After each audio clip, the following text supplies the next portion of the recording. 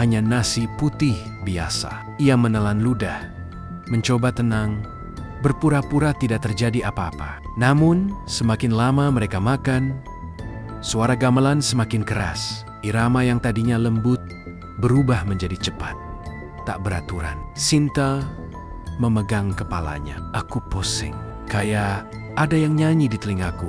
Alia menatap ke arah tirai dapur. Bu, kami boleh minta air putih? Katanya. Tapi tidak ada jawaban.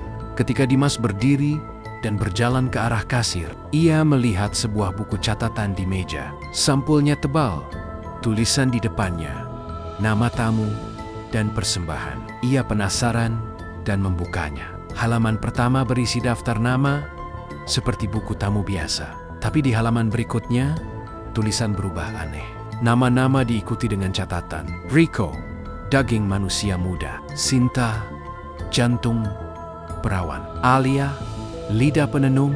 Dimas, kepala terakhir. Tangan Dimas gemetar. Ia memalingkan wajah dan mencari teman-temannya. Tapi kursi tempat mereka duduk kosong. Piring-piring masih ada, tapi semua makanan lenyap. Hanya tersisa darah segar menetes dari ujung meja. Rico?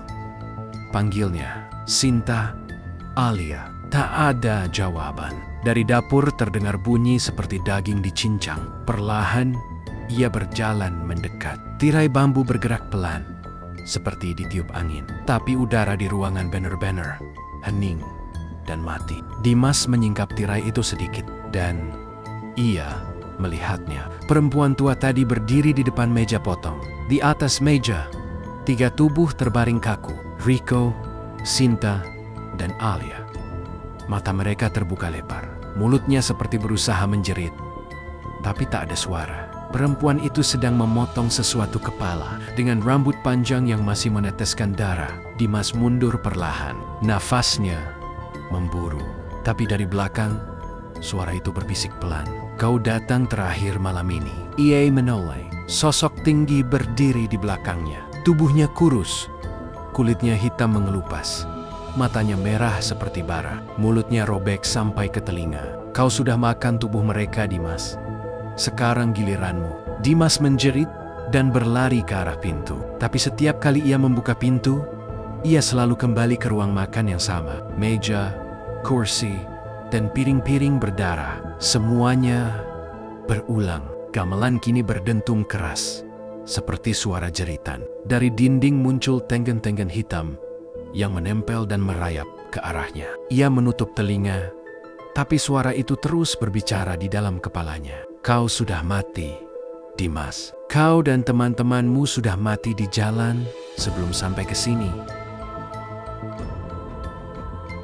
Sekilas ingatan muncul di kepalanya. Hujan deras, mobil yang tergelincir, jeritan Sinta, kaca pecah, dan gelap. Ia sadar mereka tidak pernah selamat dari kecelakaan itu. Rumah makan ini bukan tempat manusia. Ini tempat arwah yang tersesat. Tempat penebusan dosa bagi jiwa-jiwa yang masih lapar dunia. Perempuan tua itu muncul lagi.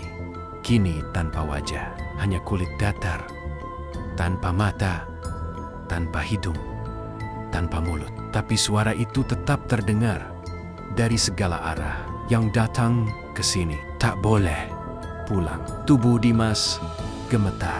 Ia terjatuh di lantai. Dari bawah meja, piring muncul lagi. Di atasnya ada nasi, sambal merah, dan potongan daging mentah kepalanya sendiri. Ia ingin menjerit, tapi lidahnya membeku. Tangan-tangan hitam itu menariknya ke atas, menyeretnya ke dapur, ke dalam kegelapan yang berbau darah dan dupa. Setelah itu, sunyi. Kini, hujan telah reda. Kabut tipis menutupi jalan. Sebuah mobil berhenti di depan rumah makan itu. Sepasang suami istri turun, mencari sarapan. Dari luar, rumah makan itu tampak berbeda lebih cerah. Papan kayunya baru dicat, dan di depannya tertulis Rumah Makan Dimas, masakan kampung asli. Dari dapur, seorang pria muda muncul. Wajahnya pucat, senyumnya lebar, matanya kosong. Selamat pagi, katanya lembut. Mau coba sambal setan? Spesial hari ini? Suara gamelan terdengar lagi. Pelan, berulang. Asap dupa mengepul di udara. dan dari dapur, samar-samar terdengar suara bisikan. Kalau mau selamat, jangan lupa subscribe.